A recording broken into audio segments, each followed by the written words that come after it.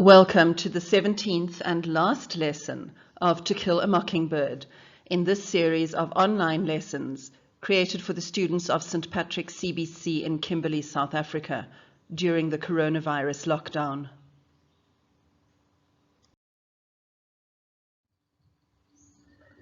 These lessons are designed to complement the IEB curriculum for grade 10 students.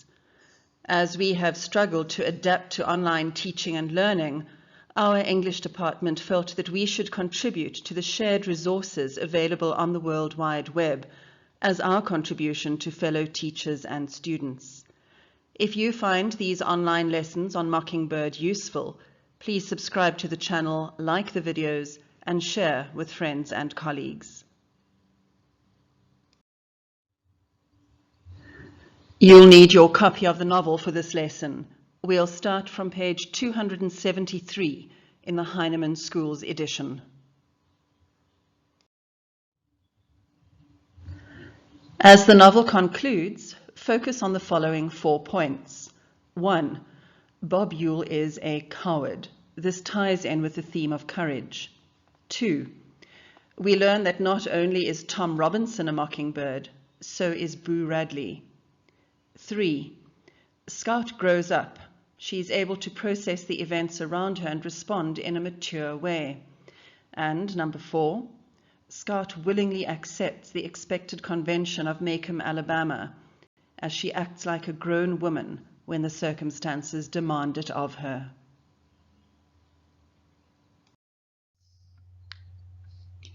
Let's get started with today's reading, chapter 29 on page 273. Remember that they have just received the news from the Sheriff Heck Tate that Bob Ewell is lying dead under the oak tree with a kitchen knife stuck up under his ribs. Aunt Alexandra got up and reached for the mantelpiece. Mr. Tate rose, but she declined assistance. For once in his life, Atticus's instinctive courtesy failed him. He sat where he was.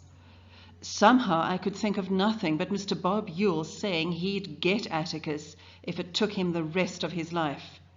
Mr. Ewell almost got him, and it was the last thing he did. Are you sure? Atticus said bleakly. He's dead all right. He's good and dead. He won't hurt these children again. I didn't mean that. Atticus seemed to be talking in his sleep.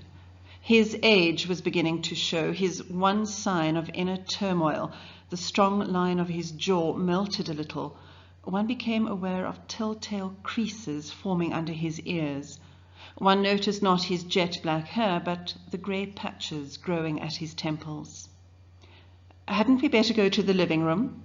Aunt Alexandra said at last. Well, if you don't mind, said Mr. Tate.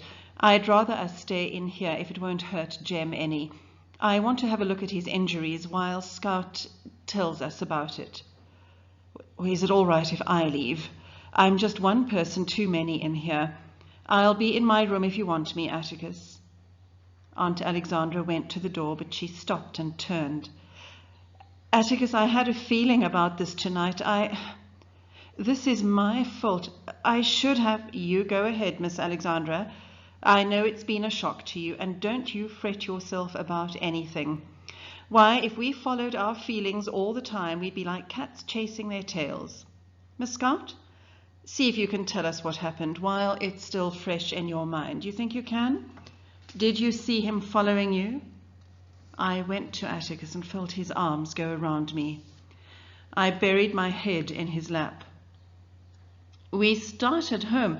I said, Jem, I forgot my shoes. As soon as we started back for them, the lights went out. Jem and I could get them tomorrow. Scott, raise up so Mr. Tate can hear you. I crawled into Atticus's lap. Then Jem said, hush a minute. I thought he was thinking. He always wants you to hush so he can think. And then he said he heard something. We thought it was Cecil. Cecil? Cecil Jacobs. He scared us once tonight and we thought it was him again. He had on his sheet. They gave a quarter for the best costume. I don't know who won it. Where were you when you thought it was Cecil? Oh, just a little piece from the schoolhouse. I yelled something at him. You yelled? What? Well, Cecil Jacobs is a big fat hen, I think. We didn't hear nothing. Then Jem yelled hello or something loud enough to wake the dead. Just a minute, Scott. Mr. Finch, did you hear them? Atticus said he didn't. He had the radio on. Aunt Alexandra had hers going in her bedroom.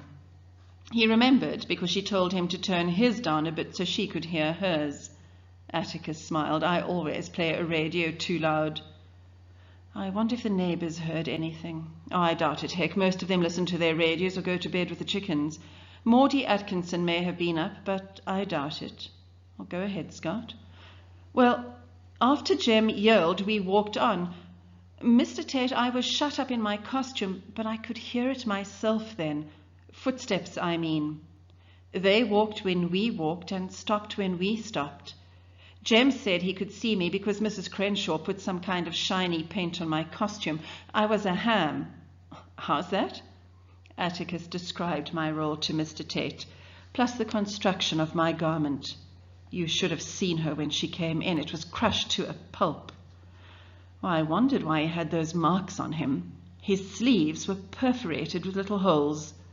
There were 1 or 2 little puncture marks on his arms to match the holes. Let me see that thing, if you will, sir. Atticus fetched the remains of my costume. Mr. Tate turned it over and bent it around to get an idea of its former shape. Oh, this thing probably saved her life. Look! He pointed with a long forefinger. A shiny, clean line stood out on the dull wire. Bob Ewell meant business. He was out of his mind, said Atticus. I don't like to contradict you, Mr. Finch. Wasn't crazy. Mean as hell. Low-down skunk with enough liquor in him to make him brave enough to kill children. He'd never have met you face to face. I can't conceive of a man who'd... Mr. Finch, there's just some kind of men you have to shoot before you can say Heidi to them. Even then, they ain't worth the bullet it takes to shoot them. Ewell was one of them. Oh, I thought he got it all out of him the day he threatened me. Even if he hadn't, I thought he'd come after me. Oh, he had guts enough to pester a poor coloured woman. He had guts enough to pester Judge Taylor when he thought the house was empty. So do you think he'd have met you to your face in daylight? We'd better get on. Scout, you heard him behind you. Yes, sir. When we got under the tree... Oh, how do you know you were under the tree? You couldn't see thunder out there. Oh, I was barefooted, and Jem says the ground's always cooler under a tree. We'll have to make him a deputy. Go ahead. Well, then all of a sudden something grabbed me and mashed my costume. I think I ducked on the ground. I heard a tussling under the tree, sort of. They were bamming against the trunk, sounded like. Jem found me and started pulling me towards the road. Mr. Ewell yanked him down, I reckon. They tussled some more, and then there was this funny noise. Jem hollered. I stopped. That was Jem's arm. Anyway, Jem hollered, and I didn't hear him anymore, and the next thing, Mr. Ewell was trying to squeeze me to death. I reckon, well, then somebody yanked Mr. Ewell down. Jem must have got up, I guess. That's all I know. And then, well, somebody was staggering around and panting and coughing fit to die. I thought it was Jem at first, but it didn't sound like him. So I went looking for Jem on the ground. I thought Atticus had come to help us and it got wore out. Who was it? Why, there he is, Mr. Tate. He can tell you his name. As I said it, I half pointed to the man in the corner, but brought my arm down quickly lest Atticus reprimand me for pointing. It was impolite to point. He was still leaning against the wall. He had been leaning against the wall when I came into the room, his arms folded across his chest. As I pointed, he brought his arms down and pressed the palms of his hands against the wall. They were white hands, sickly white hands that had never seen the sun. So white, they stood out garishly against the dull cream wall in the dim light of Jem's room. I looked from his hands to his sand-stained khaki pants. My eyes travelled up his thin frame to his torn denim shirt. His face was as white as his hands, but for a shadow on his jutting chin. His cheeks were thin to hollowness. His mouth was wide. There were shallow, almost delicate indentations at his temples, and his grey eyes were so colourless I thought he was blind. His hair was dead and thin, almost feathery on top of his head. When I pointed to him, his palms slipped slightly, leaving greasy sweat streaks on the wall, and he hooked his thumbs in his belt. A strange, small spasm shook him, as if he heard fingernails scrape slate. But as I gazed at him in wonder, the tension slowly drained from his face. His lips parted into a timid smile, and our neighbour's image blurred with my sudden tears. "Hey, Boo," I said.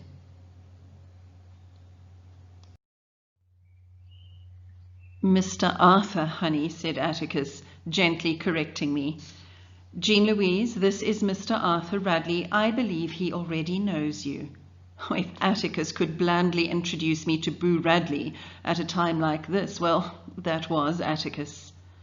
Boo saw me run instinctively to the bed where Jem was sleeping, for the same shy smile crept across his face. Hot with embarrassment, I tried to cover up by covering Jem up. Don't touch him." Mr. Heck Tate sat looking intently at Boo through his horn-rimmed glasses. He was about to speak when Dr. Reynolds came down the hall. "Everybody out. Evening, Arthur. I didn't notice you the first time I was here." Of course. Even Boo Radley got sick sometimes, I thought.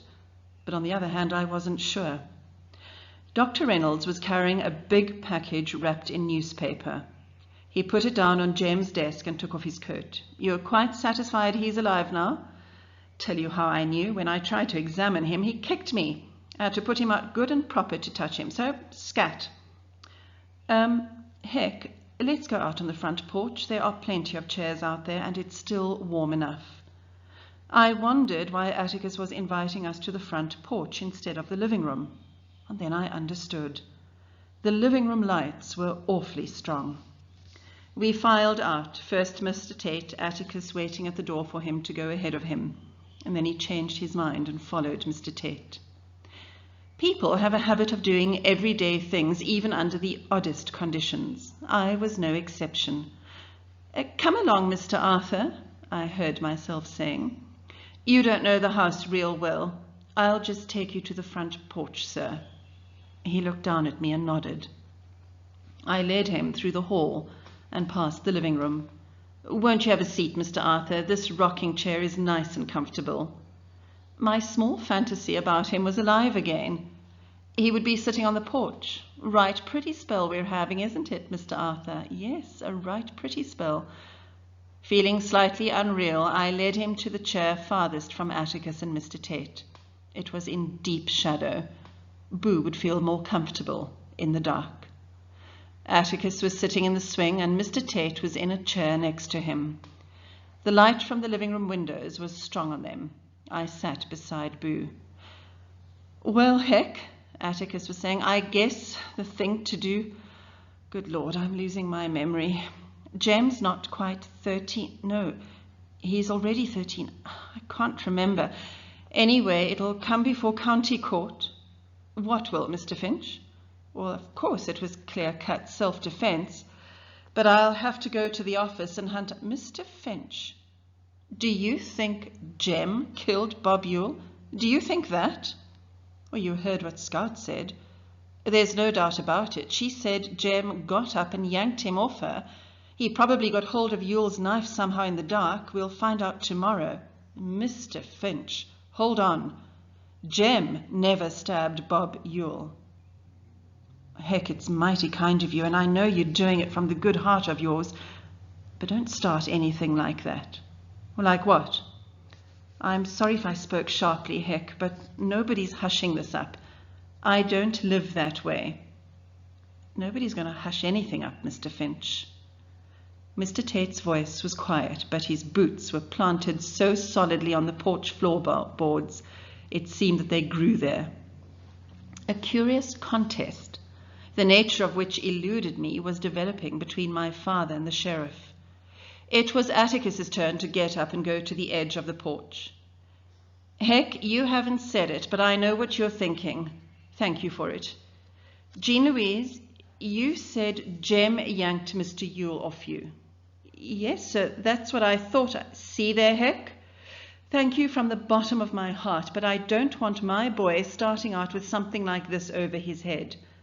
Best way to clear the air is to have it all out in the open. Let the county come and bring sandwiches. I don't want him growing up with a whisper about him. I don't want anybody saying, Jem Finch. His daddy paid a mint to get him out of that. The sooner we get this over with, the better. Mr. Finch. Bob Yule fell on his knife. He killed himself. Heck, if this thing is hushed up, it'll be a simple denial to Jem of the way I've tried to raise him. Sometimes I think I'm a total failure as a parent, but I'm all they've got.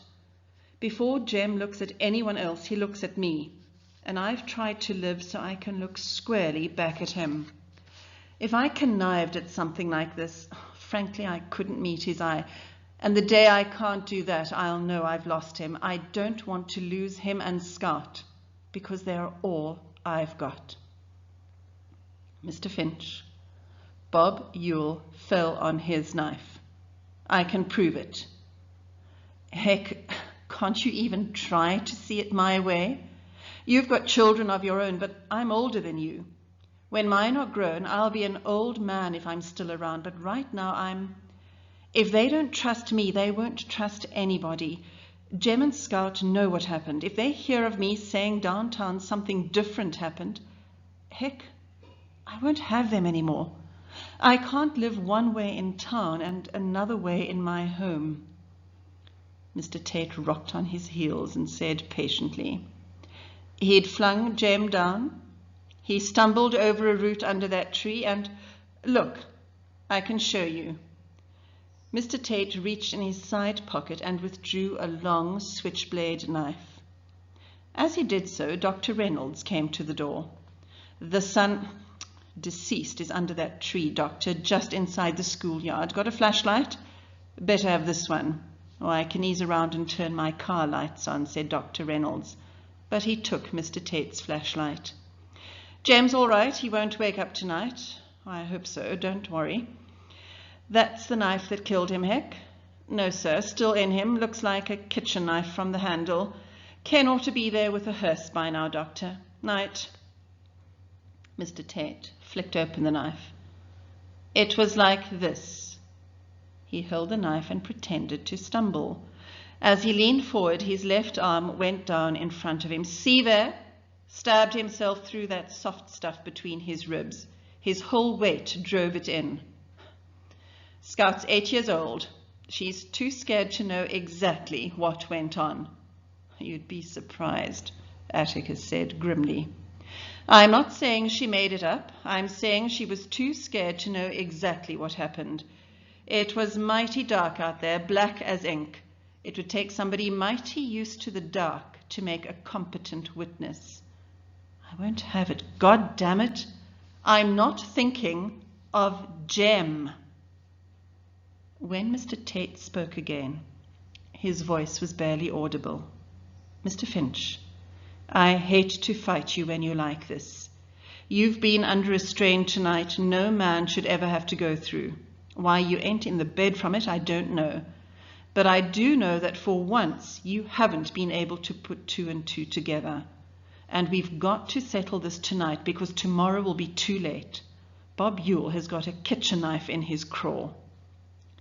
Heck, that was a switchblade you were waving. Where did you get it? I took it off a drunk man. I was trying to remember. Mr. Yule was on me. Then he went down. Jem must have gotten up. At least I thought. Heck, I said I took it off a drunk man downtown tonight, Yule. Yule probably found that kitchen knife in the dump somewhere. Honed it down and bided his time. Just bided his time. Mr. Tate clumped softly around the porch. It ain't your decision, Mr. Finch. It's all mine. It's my decision and my responsibility. For once, if you don't see it my way, there's not much you can do about it. If you want to try, I will call you a liar to your face. Your boy never stabbed Bob Ewell. Didn't come near a mile of it, and now you know it. All he wanted to do was get him and his sister safely home. I'm not a very good man, sir, but I am Sheriff of Macomb County. Lived in this town all my life, and I'm going on 43 years old. I know everything that's happened here since before I was born. There is a black boy dead for no reason, and the man responsible for it is dead. Let the dead bury the dead this time, Mr. Finch. Let the dead bury the dead. I never heard tell that it's against the law for a citizen to do his utmost to prevent a crime from being committed, which is exactly what he did. But maybe you'll say it's my duty to tell the town all about it and not hush it up. Do you know what would happen then? All the ladies in Macomb, including my wife, would be knocking on his door, bringing angel food cakes. To my way of thinking, Mr. Finch, taking the one man who's done you and this town a great service and dragging him with his shy ways into the limelight, to me, that's a sin. It's a sin, and I'm not about to have it on my head. If it was any other man, it would be different.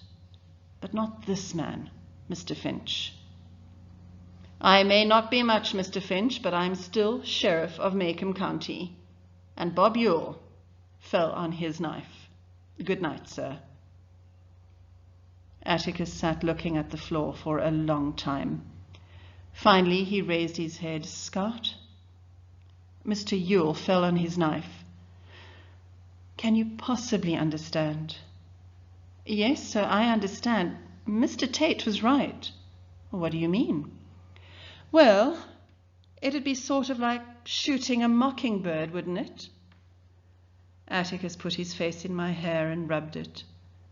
When he got up and walked across the porch into the shadows, his youthful step had returned. Before he went inside the house, he stopped in front of Boo Radley. Thank you for my children, Arthur, he said.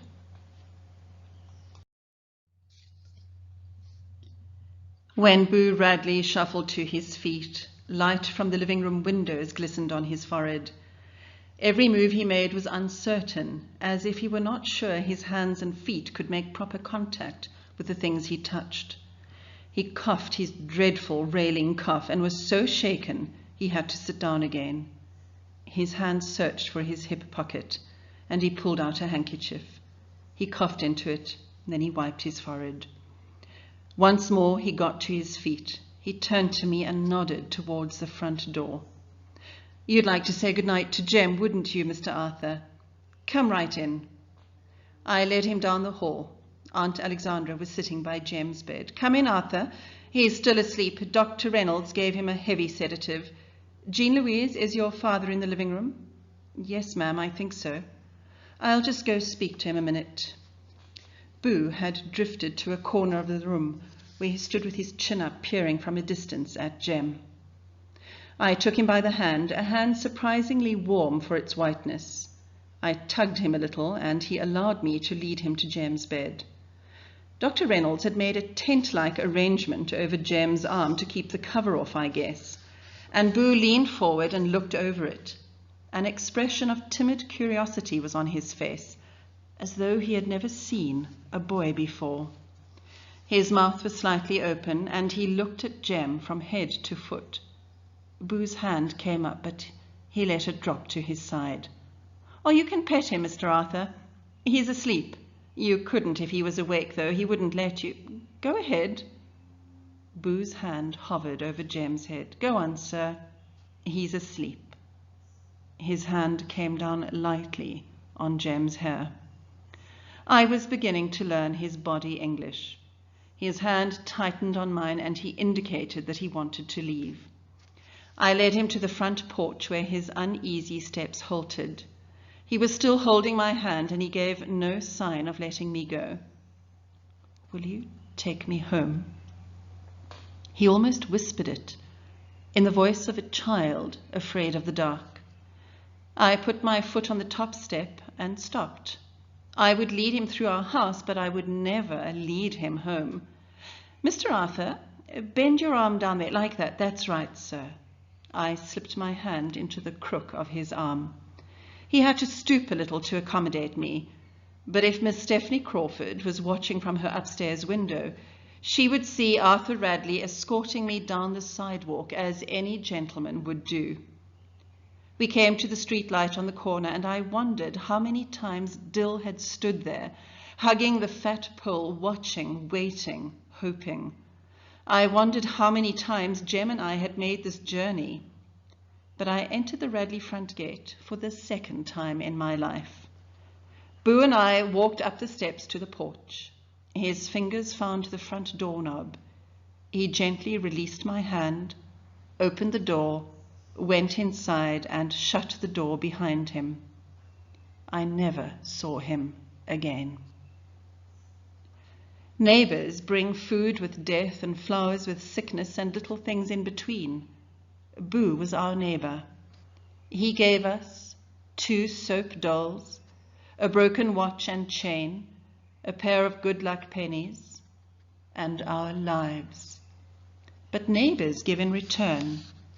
We never put back into the tree what we took out of it.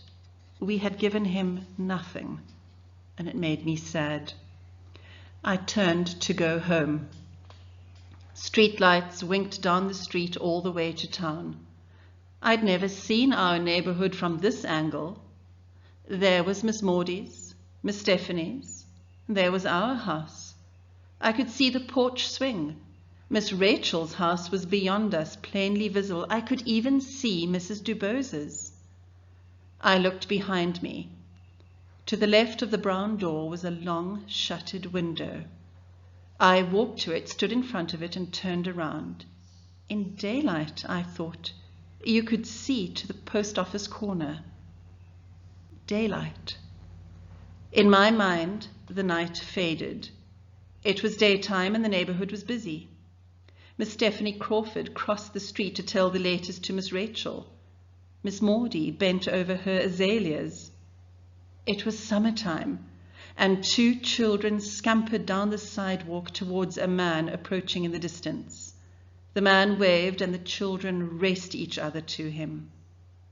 It was still summertime, and the children came closer. A boy trudged down the sidewalk, dragging a fishing pole behind him. A man stood waiting with his hands on his hips. Summertime, and his children played in the front yard with their friend, enacting a strange little drama of their own invention. It was fall, and his children fought on the sidewalk in front of Mrs. Dubose's. The boy helped his sister to her feet, and they made their way home. Fall, and his children trotted to and fro around the corner, the day's woes and triumphs on their faces. They stopped at an oak tree, delighted, puzzled, apprehensive. Winter, and his children shivered at the front gate, silhouetted against a blazing house. Winter, and a man walked into the street, dropped his glasses, and shot a dog. Summer, and he watched his children's heart break. Autumn again, and Boo's children needed him. Atticus was right.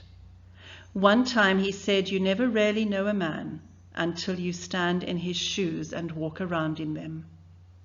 Well, just standing on the Radley porch was enough. I ran up the steps into the house. Aunt Alexandra had gone to bed, and Atticus's room was dark. I would see if Jem might be reviving. Atticus was in Jem's room, sitting by his bed. He was reading a book. Is Jem awake yet? Sleeping peacefully. He won't be awake until morning.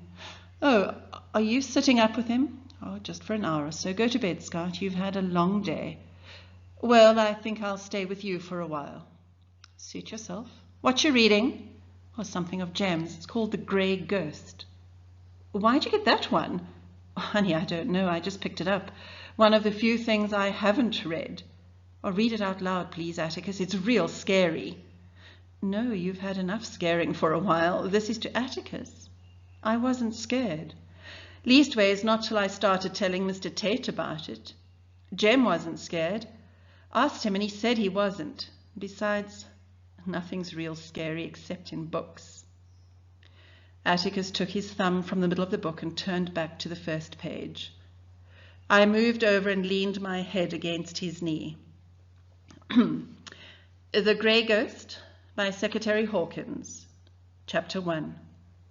I willed myself to stay awake, but the rain was so soft and the room was so warm and his voice was so deep and his knee was so snug that I slept. Seconds later, it seemed, his shoe was gently nudging my ribs. He lifted me to my feet and walked me to my room. I heard every word you said. Wasn't sleep at all. It's about a ship and three-fingered Fred and Stoner's boy. He unhooked my overalls, leaned me against him and pulled them off. He held me up with one hand and reached for my pajamas with the other. Yeah, and they all thought it was Stoner's boy messing up their clubhouse and throwing ink all over it, and they chased him and never could catch him because they didn't know what he looked like. And Atticus, when they finally saw him, why, he hadn't done any of those things. Atticus, he was real nice. Most people are, Scout, when you finally see them. He turned out the light and went into Jem's room. He would be there all night, and he would be there when Jem waked up in the morning.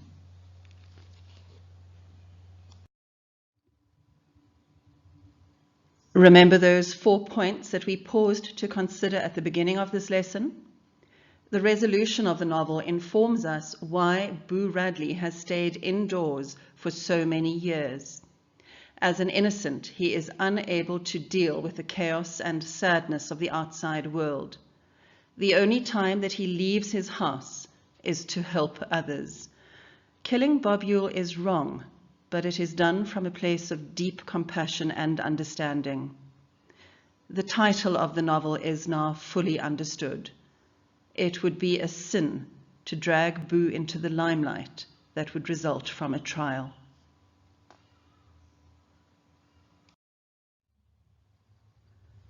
For the last time, you have to answer review questions. These will ensure that you understand the content of what you have read. When you have finished, let me know, and I'll email you the answers.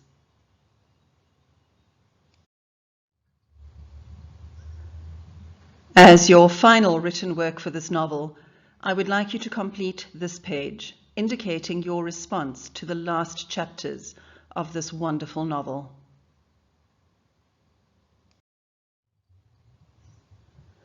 For fellow English teachers, I highly recommend Stacey Lloyd's products, which can be found via her website.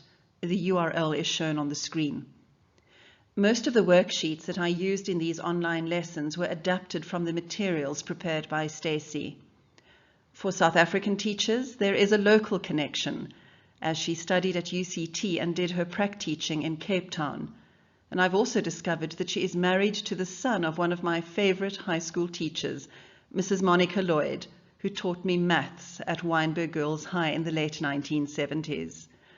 Isn't it amazing how teaching connections can crisscross time and place?